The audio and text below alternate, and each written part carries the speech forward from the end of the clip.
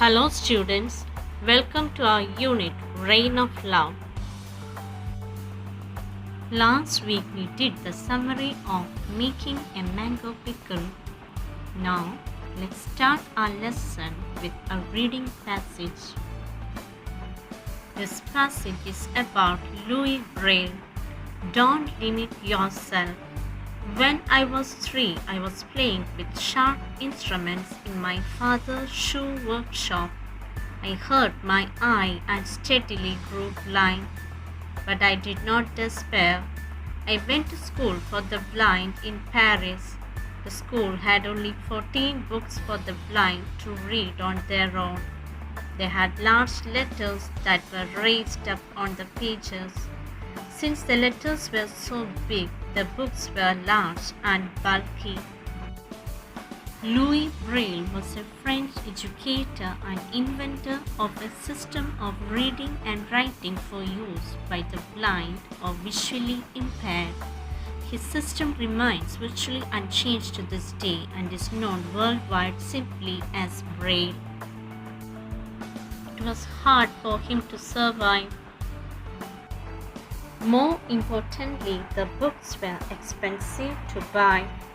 I could feel each letter, but it took me a long time to read an entire sentence. By the time I reached the end of a sentence, I almost forgot what the beginning was about. Instead of giving up on reading, I invented a system which letters are written as raised dots. This system would enable hundreds of blind people to read. It is called Braille.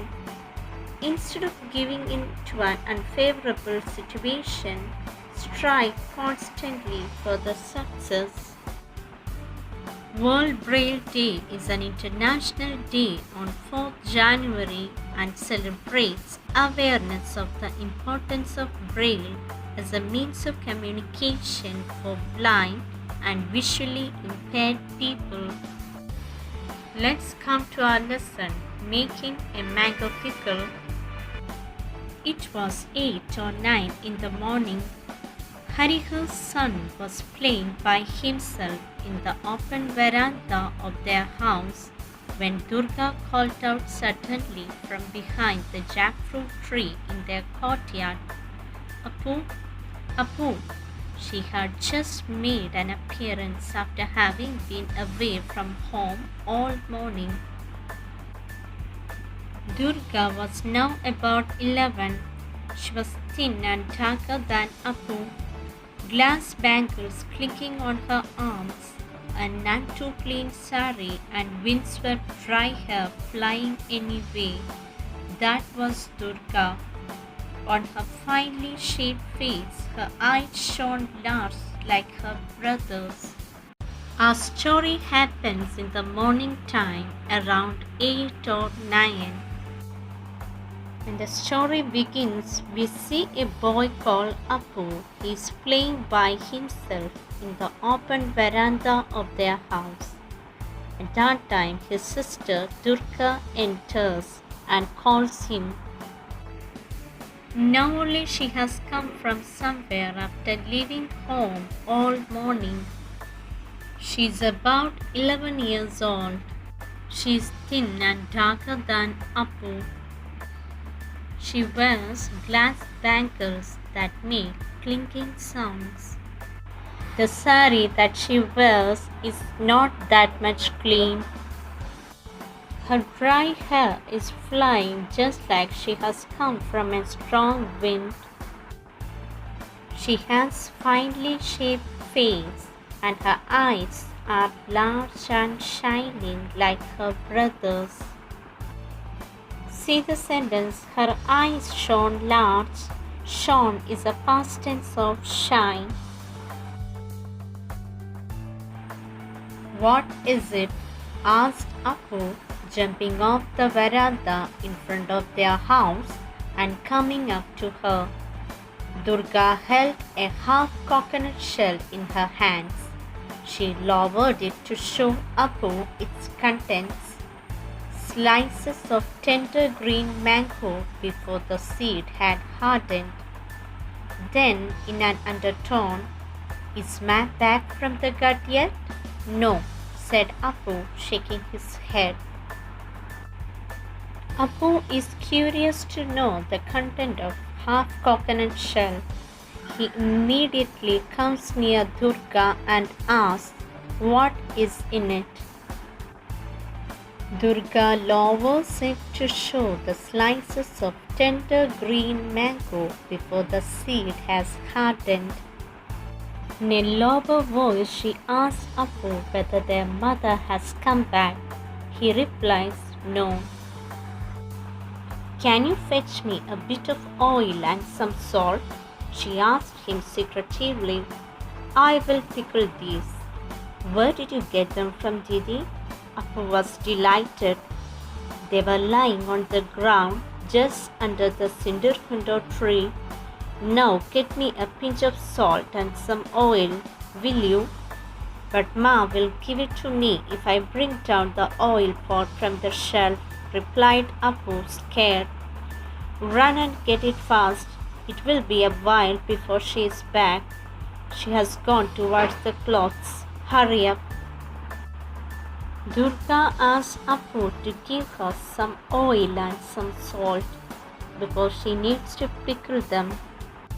Apu becomes happy and he asks from where does she get them.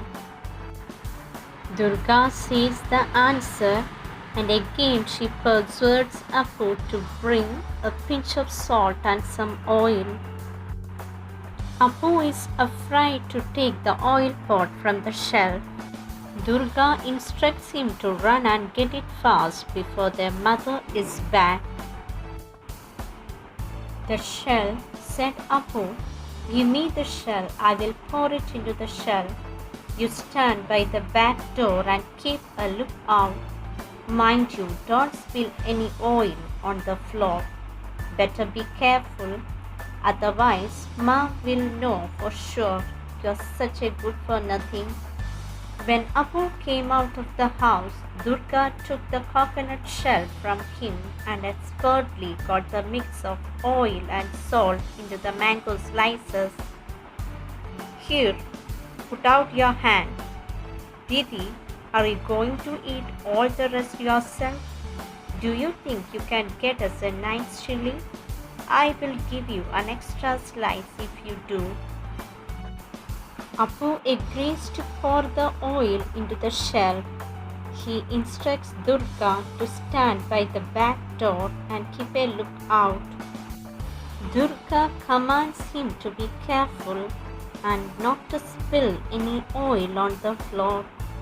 Otherwise, Ma will know about it. She continues that he's a good-for-nothing fellow. When Apu comes out of the house, Durga takes the coconut shell from him and carefully mixes oil and salt into the mango slices. She gives some slices to Apu.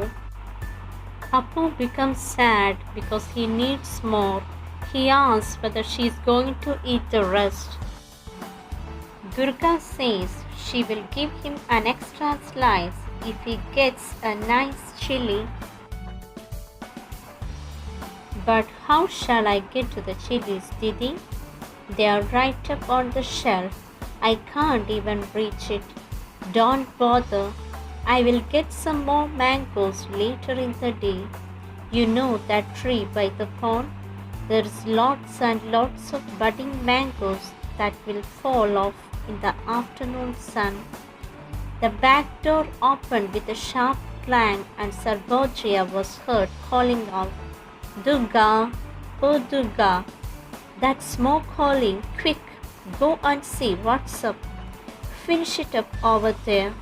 No, wait, you have got grains of salt all over your mouth. Wipe them away first." Apu says he is unable to take the chilies because they are right up on the shelf. Durga says it doesn't matter. She will get some more mangoes later in the day for him. She continues, the mango tree near the pond has lots and lots of budding mangoes that will fall away in the afternoon sun. Their back door opens and mother enters by calling Durga. The children realize that their mother has come. Durga instructs Apu to finish it fast and wipe away the salt from his mouth. Durga heard her mother call out yet again, but there was no way she could reply, for her mouth was quite full. She began furiously devouring the slices of pickled mango. When she found that she still had many left, she hid behind the trunk of the jackfruit tree and started to gobble up the rest. Apu stood beside her, frantically swallowing his share, for there was no time to chew. As he ate, he smiled a guilty smile at his sister. "You little monkey," she said to her brother, "why don't you wipe your face clean? There is salt all over your face even now." Then, putting on a most innocent expression, she entered the house. "What is it, Ma?" she asked. Even though Durga hears her mother's calling, she doesn't reply because her mouth is quite full. She begins furiously swallowing the slices of pickled mango. When she finds that she still has many left, she hides behind the trunk of the jackfruit tree and starts to gobble up the rest. Apu also stands beside her. He swallows his share. There is no time to chew the slices.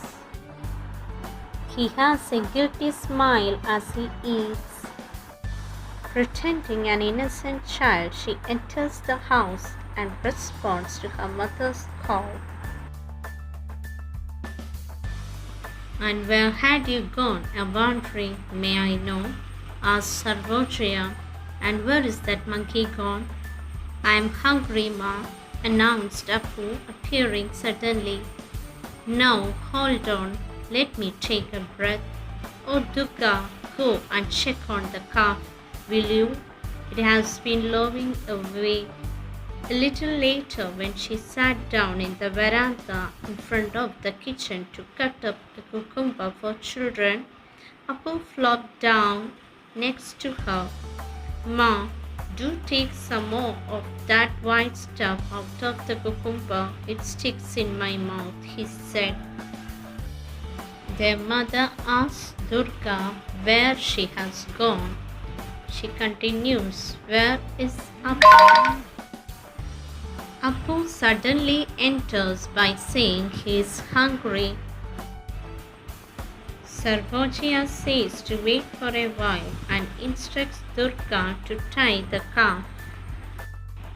Apu tells his mother to take some more of that white stuff out of the cucumber because it sticks in his mouth.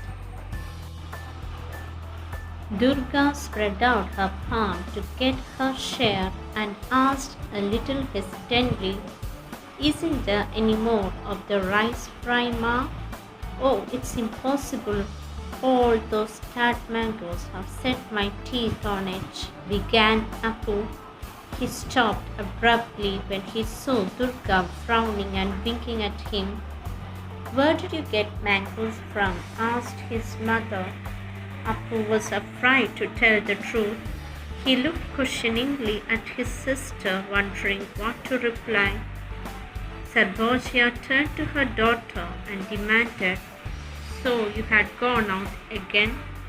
Durga paled. "Ask him. I was just there by the jackfruit tree, and then just as you called." Fortunately, the conversation was cut short by the entry of the milk woman Shorno.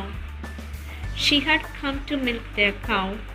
"Go, catch the calf," said Sarvojaya to her daughter. Apu followed his sister out towards the cow being milked. As soon as he stepped into the outer courtyard, Durga landed him a smart blow on his back. "You wretched monkey!" She made faces at him and mimicked him.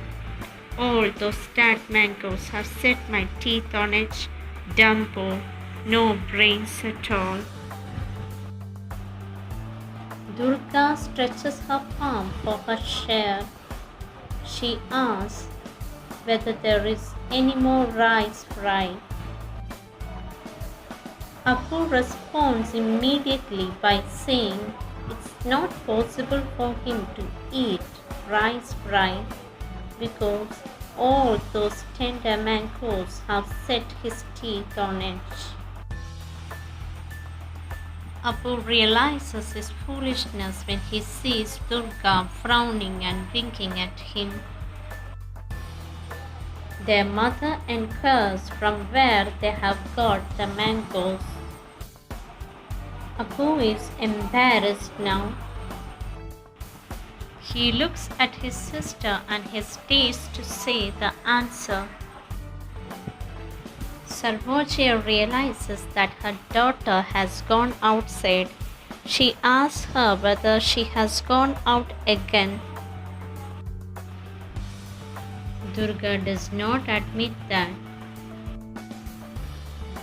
Durga says she's just there near the jackfruit tree.